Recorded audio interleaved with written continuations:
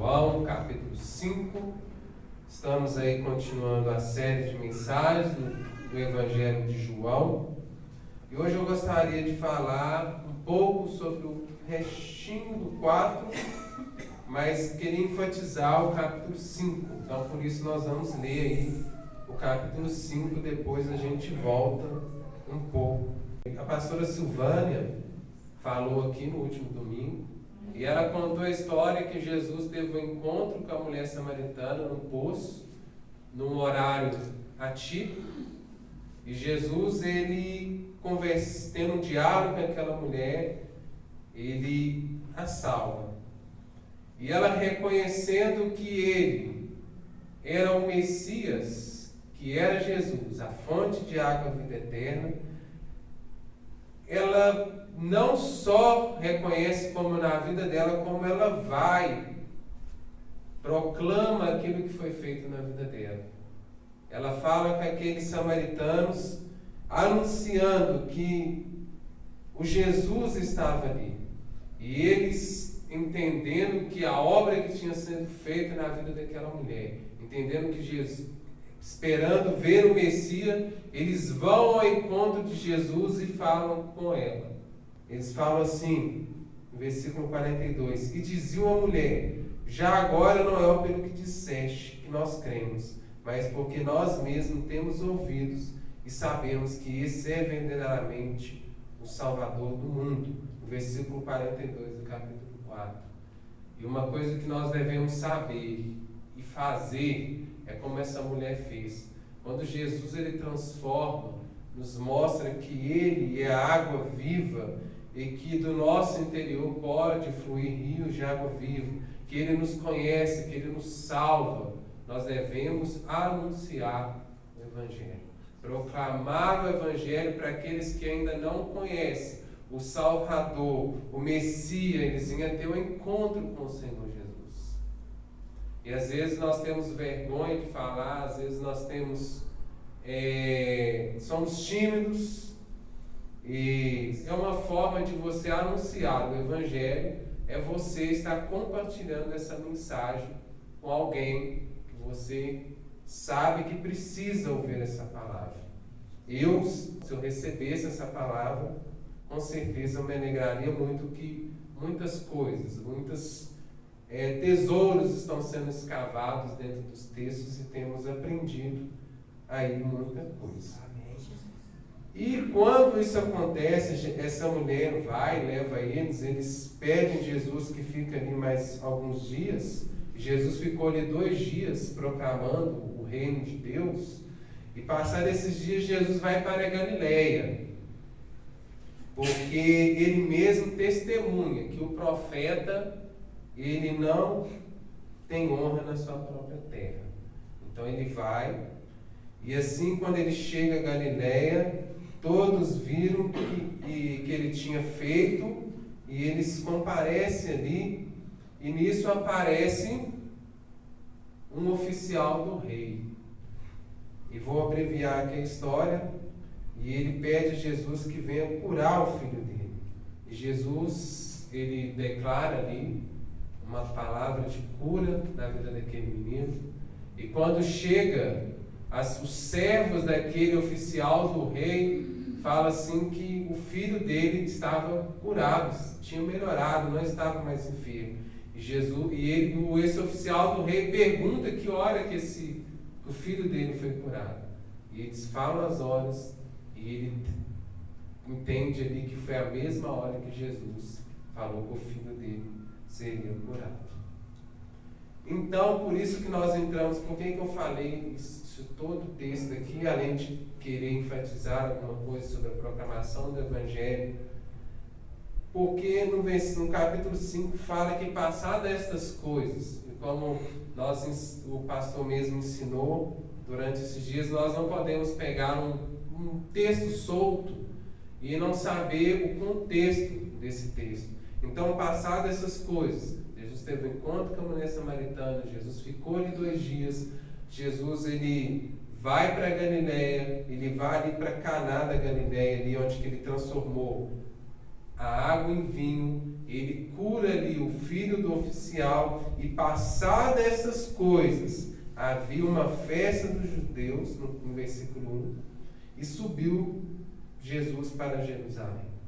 Jesus vai para Jerusalém como todo judeu, bom judeu fazia. Nós lemos aqui também, falamos algum pouco, que todo judeu, que era um judeu mesmo, ele podia morar em outro lugar, ele podia morar em outro país, mas nas festas que eram comemoradas pelo povo de Israel, esse povo saía de onde habitava, iam cantando ali os seus cânticos, os seus salmos de degraus, seus salmos de romagem. Eles chegavam lá, compravam os animais, faziam o câmbio das moedas, lembram lá no capítulo 2, e ali eles ofereciam ao Senhor as suas ofertas, eles comemoravam as festas, dentro das principais, que são Pentecostes, a Páscoa e a festa de Tabernáculos. O texto não diz, e há muita discordância em qual festa seria. As mais coerentes seriam o Pentecostes ou seria Tabernáculos, mas o texto não fala, então nós não podemos afirmar qual festa Jesus estava. Mas o que importa é que Jesus estava em Jerusalém, ele subiu para comemorar ali uma dessas três festas. E nesse cenário, nesse contexto todo, havia ali uma porta de ovelhas, um tanque chamado de hebraico Betesda. Essa porta de ovelhas era ali no templo, tinha uma pequena porta que dava direção a essa porta de ovelhas aqui, e lá tinha esse compartimento de tanques. E alguns comentaristas vão dizer que esse local é perto de onde era comprados os animais, onde era feito ali o câmbio para que eles adorassem ali a Deus no templo. Então era uma abertura do lado norte do templo ali. As pessoas gostam de enfatizar, né, o nome Betesda, casa de misericórdia, casa de graça, mas eu não vou, só para agregar o conhecimento dos irmãos, não vou trazer nenhum sentido espiritual em relação ao nome, mas esse nome significava casa de misericórdia, casa de graça, Betesda em hebraico. E no versículo 3 diz assim: nestes jazia uma multidão de enfermos, cegos, coxos e paralíticos. E aqui João enfatiza as doenças que a gente pode dizer, entre aspas, uma das mais graves daquela época. Graves por quê? Porque não tinha uma medicina ainda avançada que pudesse intervir em alguma coisa dessas doenças aqui. Então ele fala dessas doenças, e algum desses pessoas enfermas estavam ali nem só para ser curadas. Era um lugar também que eles poderiam pedir as esmolas. Então eles estavam ali nesse cenário, e eles estavam, no versículo 4 fala que esperando que movesse a água, porquanto o anjo descia um certo tempo e agitava. E o primeiro que entrasse ali ia ser curado. Se você lê a palavra de Deus, se você lê os ensinos de Moisés, os ensinos dos profetas, você não vai ver nenhum texto dizendo que nesse tanque havia um anjo que descia e as pessoas eram curadas. Eles estavam baseando numa crença de um culto popular grego, que tinha um tanque que poderes de cura, e com a presença do anjo ali movimentavam as águas.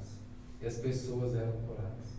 Então não é nenhuma prescrição do Deus vivo, nem de Jesus, nem dos profetas, nem da lei, que ali havia um anjo que movesse as águas.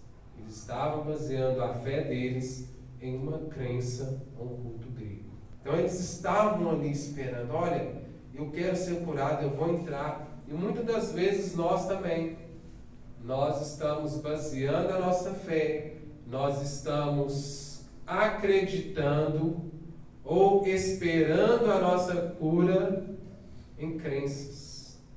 Se passarmos a folha tal, se fizermos o que aquela pessoa está instruindo, E infelizmente, muitas vezes, as pessoas usando o nome de Deus, usam crenças para que você receba a sua cura ou que você receba ali a sua vitória do seu sofrimento.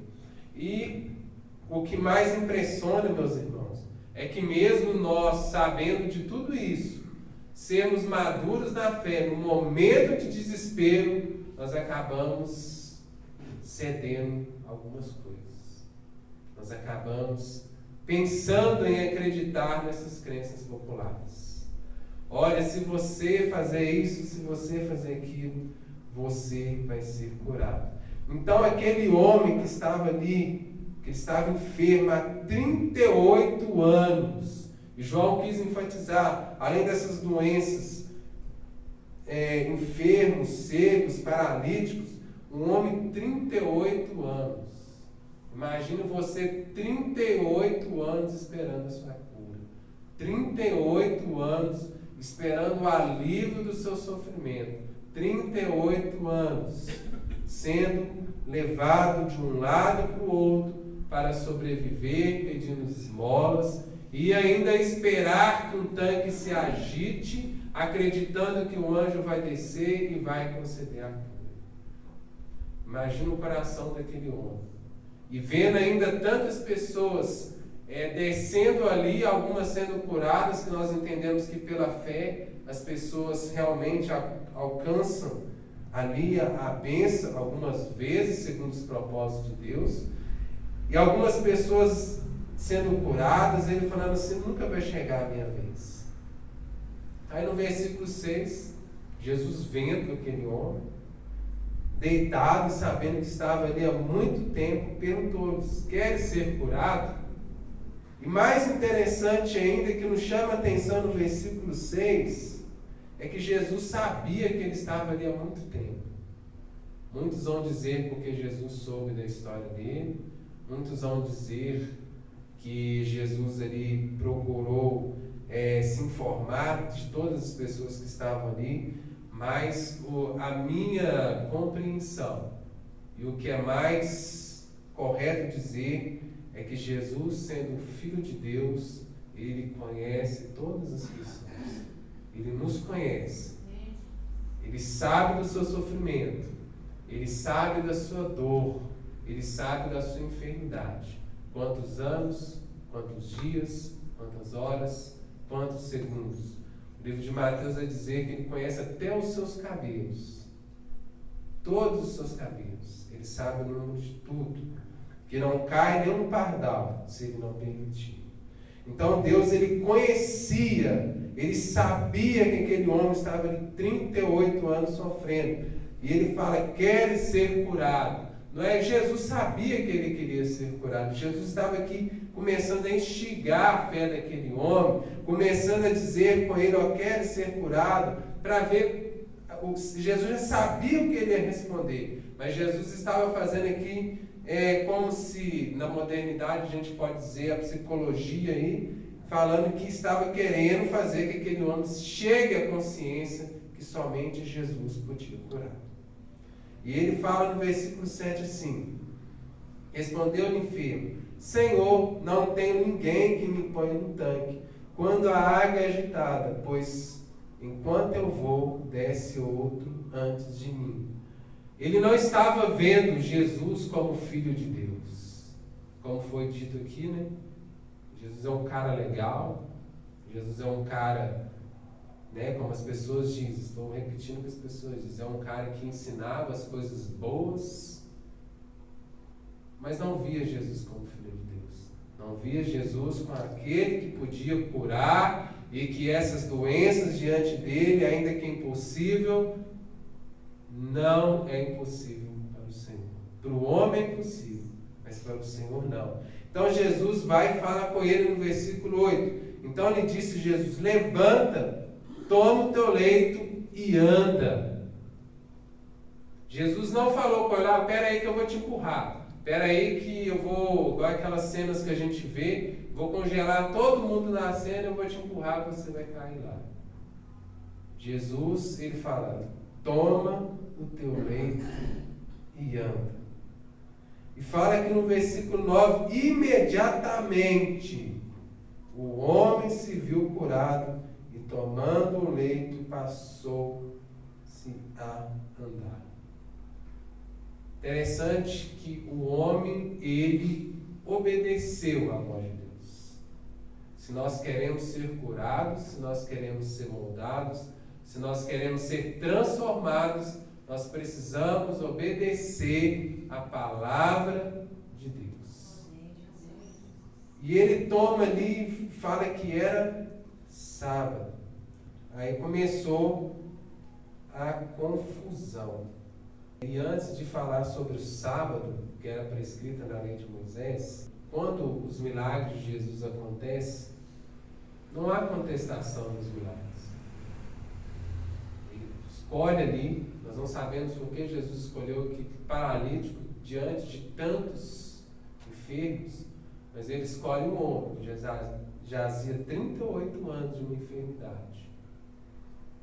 Um homem que esperava alguém o empurrá-lo ali naquele tanque, baseado a sua fé numa crença popular.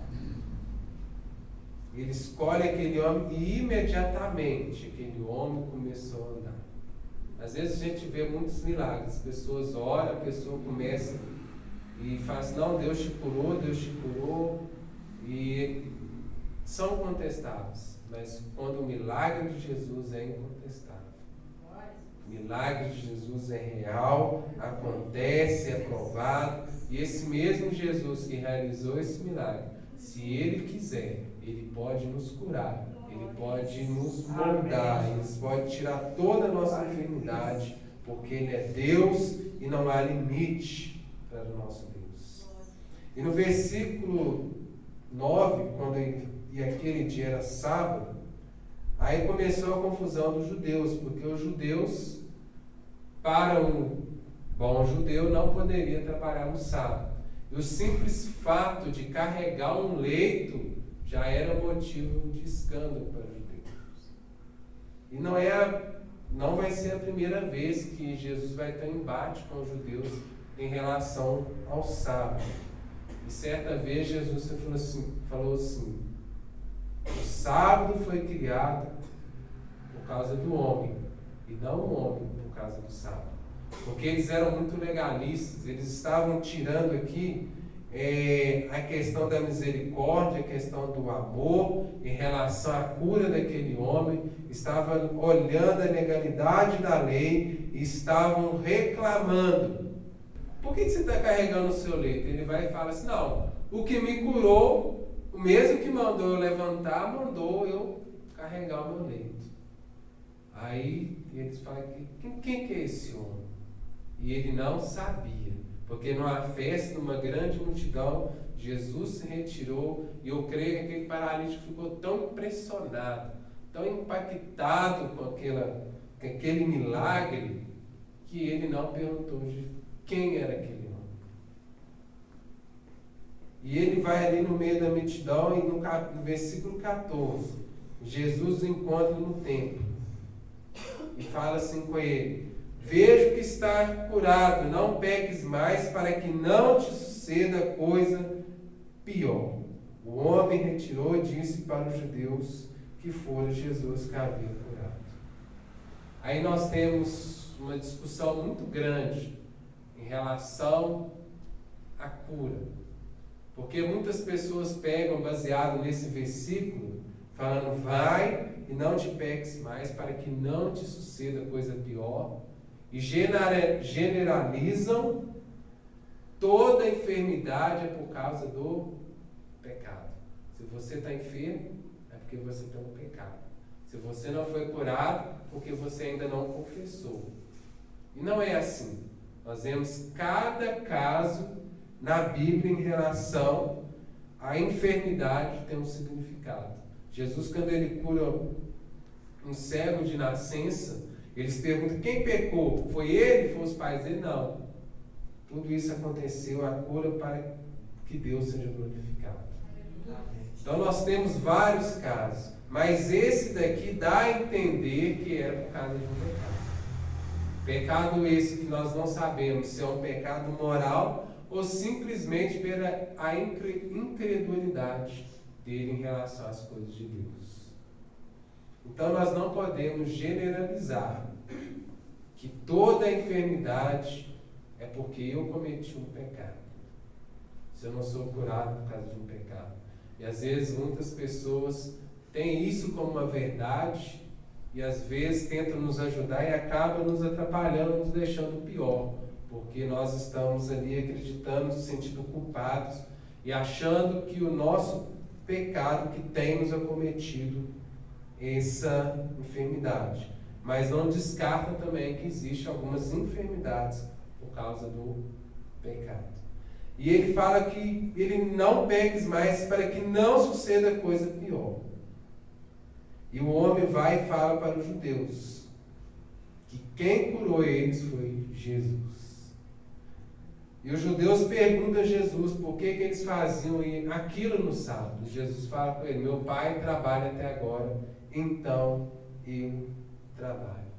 Muitas das vezes a nossa cura, o nosso milagre, ele vai chocar algumas tradições no meio religioso.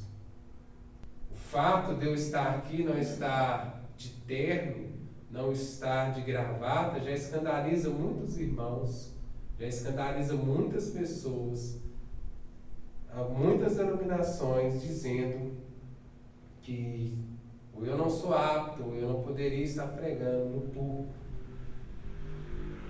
E às vezes, muitas das vezes, o milagre acontece conosco, e nós não somos merecedores do nosso milagre.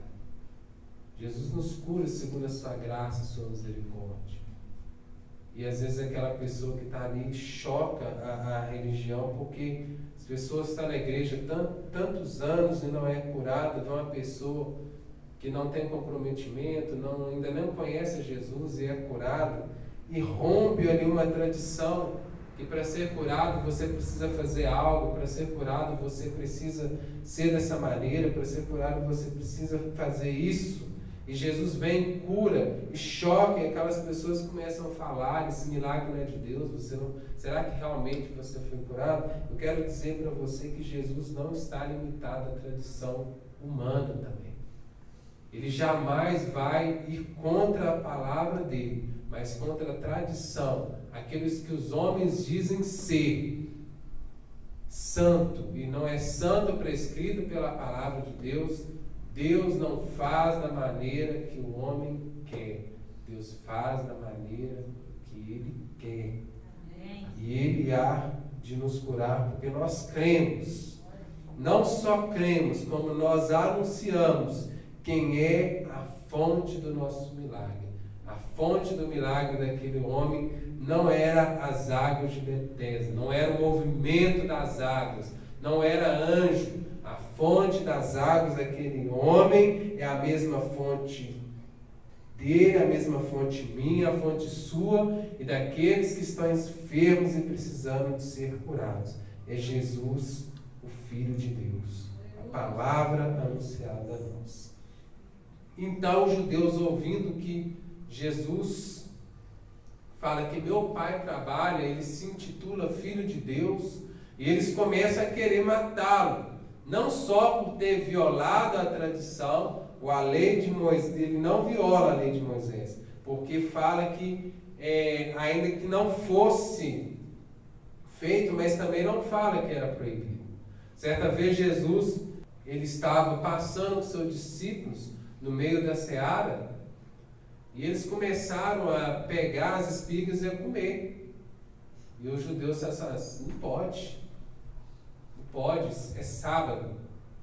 Aí Jesus vai falar: vocês não lembram lá Davi não, quando estava com fome? Quando ele estava fugindo, ele vai lá e come os pães que ele não podia comer. Mas o que Jesus estava aqui enfatizando, que a vida eterna, a salvação, a cura deste homem, era mais importante do que em si guardar o sábado. Ele estava dizendo, quando vocês, em outras passagens ele disse, quando o seu boi cair lá no meio lá da vala, sendo sábio, você não vai lá e tira ele? E eles ficaram calados. Por que eles faziam isso? Mas salvar um homem, curar um homem, não podia, porque eles estavam presos aqui a guardar o sábado. Nós vamos ver que na frente que Jesus vai falar: vocês são tão ligados na lei, então se vocês conhecessem tanto a lei, vocês sabiam quem eu sou. E nós vamos ver aqui no texto à frente. Porque eles queriam matar, porque Jesus tinha violado o sábado e Jesus se declarou Filho de Deus. Eu gostaria de enfatizar com os versículos com os irmãos. Vamos ler no versículo 19. A partir do 19 até o capítulo 6, Jesus vai explicar a missão dele e vai falar ali, explicar aos judeus algumas coisas em relação à sua missão. Ele está falando aqui: olha, eu sendo filho, eu não posso fazer nada sozinho. Vamos voltar um pouco lá, que o pastor Gênio falou, capítulo 3, encontro de Jesus. Nicodemo chega para Jesus e fala assim: olha, sabemos que você é vindo da parte de Deus, porque ninguém pode fazer essas coisas se não vier de Deus. Sabia que era da parte de Deus, mas não estava reconhecendo que ele era o Filho de Deus. Mas é que Jesus está falando que o Filho não pode fazer nada. Eu não posso fazer milagre, eu não posso salvar, eu não posso curar, senão o Pai também estiver comigo. Pai, Filho e Espírito Santo. Nós cremos no Deus Trino. Então, se um faz, semelhantemente os três fazem, porque os três são um só Deus. Eles já estavam chocando aqui: vocês estão preocupados aí com a minha identidade, que eu sou filho de Deus? Então eu vou dizer para vocês: eu não posso fazer nada de mim mesmo, se do Pai não vier. Ele está falando aqui: eu sou filho, e as minhas obras mostram que eu sou filho, porque o Pai também faz. E ele continua o seu discurso falando que honra, e ele vai falar lá no versículo 25 também: somente aqueles que crerem e ouvirem a voz de Deus serão salvos. Se os judeus não estavam ouvindo a voz de Deus, se eles não criam em Jesus Cristo, eles estavam sendo condenados. Como diz a palavra: quem crê será salvo, quem não crê já está condenado. Então quem crê tem a vida eterna. E crer, como nós mesmos dizemos, crer que ele é o Filho de Deus. Não simplesmente um profeta, não simplesmente alguém que anuncia palavras de sabedoria, mas ser o Filho de Deus. Versículo 26 diz assim: porque assim como o Pai tem a vida em si mesmo, também concedeu ao Filho ter a vida a si mesmo, e lhe deu autoridade para julgar, porque é filho do homem. Não vos maravilheis disso, porque vem a hora em que todos que se acham nos túmulos ouvirão a sua voz e sairão, os que tiveram feito bem para a ressurreição da vida, e os que estiverem praticado mal para a ressurreição do juízo. Aqui nós abordamos outro assunto em relação àqueles que morreram, os que estão em Cristo, fizeram as boas obras porque foram alcançados pela graça de Deus e testificaram fazendo as boas obras, elas vão ser salvas para a vida eterna. E aqueles que foram praticado mal, não creram em Jesus, não foram alcançados pela graça, essas sofrerão o juízo, essas sofrerão a morte eterna. Então todos aqueles que morreram, eles estão aguardando o dia que o Senhor vier ressuscitá-los e anunciar. Aqueles que estão em Cristo já estão no gozo, como diz lá, no seio de Abraão, lá em Lucas capítulo 16. Aqueles que fizeram mal, que não creram na palavra de Deus, estão sofrendo como aquele rico que está lá pedindo um pouco de água para aliviar o sofrimento. E aqui Jesus tem esse poder, porque o Pai lhe confiou o julgamento. E Jesus não é aquele que vai: você Ele chegou e falou assim, você está condenado, você não. Ele anunciou o reino de Deus. E a pessoa que creu está salva. Aquela que não creu já está condenada. Assim é os dias de hoje. A palavra de Deus é anunciada a todos. E aqueles que creram, que foram alcançados pela graça e misericórdia de Deus, eles são salvos. Aqueles que não creram e que não crerão, você pode anunciar a palavra, se elas não forem abertas os olhos espirituais e não crerem que Jesus é o Filho de Deus, elas estão condenadas. Elas vão, se morrer antes de Cristo voltar, um dia vão ser ressuscitadas e receberão ali o juízo. E Jesus continua. E no versículo 39 ele vai falar assim: examinais as Escrituras, porque julgais ter nelas a vida eterna. São elas mesmas que testificam de mim. Contudo, não quereis vir a mim para teres a vida. Então Jesus ele começa a falar que se vocês, quem vos acusa, no versículo 45, não pensei que eu vos acusarei perante o Pai. Quem vos acusa é Moisés, em quem tendes firmado a vossa confiança. Porque se de fato cresse em Moisés, também crereis em mim, porquanto ele escreveu ao meu respeito. Se porém não credes nos seus escritos, como crereis as minhas palavras? Eles estavam falando assim, se Moisés escreveu e vocês guardam o sábado, vocês guardam a lei, e vocês não creram em Moisés, como vão crer em mim? Como vão acreditar em mim?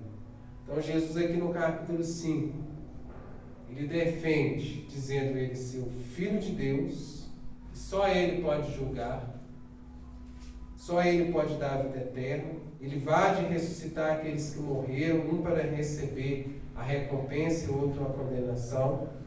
Ele fala que a Escritura já apontava para ele mesmo e que dentro da lei de Moisés já anunciava que Cristo, o profeta maior, viria. Deuteronômio 18, 15. Aqui estava dizendo, o próprio Moisés estava anunciando, apontando para o Cristo. Diz assim: o Senhor teu Deus te suscitará um profeta do meio de ti, de teus irmãos, semelhante a mim, e ele ouvirás, segundo tudo que pediste ao Senhor teu Deus em Horebe, quando é reunido o povo. Não ouvirei mais a voz do Senhor meu Deus, nem mais verei esta grande fogo para que não morra. Versículo 17. Então o Senhor me disse, falaram bem aquele que disseram. Versículo 18. Suscitar-lhe-ei um profeta do meio de seus irmãos, semelhante a ti, em cuja boca porei as minhas palavras, e ele fará tudo que eu ordenar. Se eles fossem tão minuciosos na lei, nos profetas, eles saberiam que Jesus é o Filho de Deus. E Jesus usa a própria sabedoria deles, que eles achavam ter tanto conhecimento, que eles estavam sendo pegos nessa própria sabedoria, como dizem Provérbios, que o sábio é pego em sua própria sabedoria. Não importa o tempo, não importa qual a gravidade da sua enfermidade. A pergunta é para nós hoje: em que nós temos colocado a nossa esperança? Será que é em crenças populares? Será que é em crenças do mundo gospel? Em que nós temos colocado? Qual a nossa atitude em relação ao milagre do Senhor? Eu gosto muito de dizer que nós temos que orar e parar de orar por dois motivos: ou quando a cura acontece, ou quando não há mais vida. Aí nós devemos parar. Mesmo que há vida, não sei se vocês já fizeram isso, não sei se fizeram, mas eu já fiz. No velório você ora para que a pessoa ressuscite. Se a pessoa não ressuscitar é porque Deus não quis que ela ressuscitasse. Parece loucura, mas faz sentido nós fazermos essa oração, porque Deus vivifica os mortos. Onde está a esperança? A sua confiança para ser curado? Às vezes já tem tanto tempo que você fala assim, eu já desisti, Deus não quer me curar. Às vezes você está esperando Jesus te dar um empurrão para você chegar naquilo que você acha que vai dar certo. E às vezes Jesus está falando com você, toma atitude, pega o seu leito e anda. E ainda que choque as tradições humanas, meramente humanas, Deus está curando. E ele disse para aquele homem, vai, não peques mais, para que não te suceda coisa pior. E muitos de nós temos sido incrédulos ao reino de Deus, ao Evangelho de Deus. Cremos no Jesus que pode nos dar a forcinha, cremos no Jesus que é legal, cremos no Jesus que foi um bom mestre, mas não cremos que Jesus é o Filho de Deus. Muitos de nós fazemos isso. Muitas pessoas estão sedentas das águas da vida eterna, estão sedentas da água que pode curar. Jesus vai dizer que Ele é a fonte de água, Ele é a vida eterna. Nós cremos nesse Senhor, mas que você saiba que Jesus, Ele pode conceder cura, seja ela física, seja ela espiritual. Ele pode nos conceder um renovo, porque Ele é o Senhor. Ele não está limitado. Ele quer que a sua esperança esteja nele. Ele quer que você creia que Ele é o Filho de Deus. Ele está nos pegando em nossa sabedoria.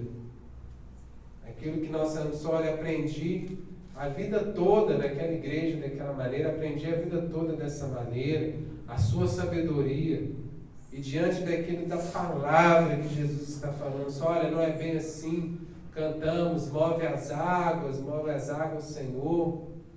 Que águas são essas em que nós temos baseado a nossa fé, a nossa fonte? Creia no seu milagre, você não precisa. Já ouvi mensagens falando que você precisa de um amigo para te empurrar. Você não precisa de amigo, você precisa de Jesus.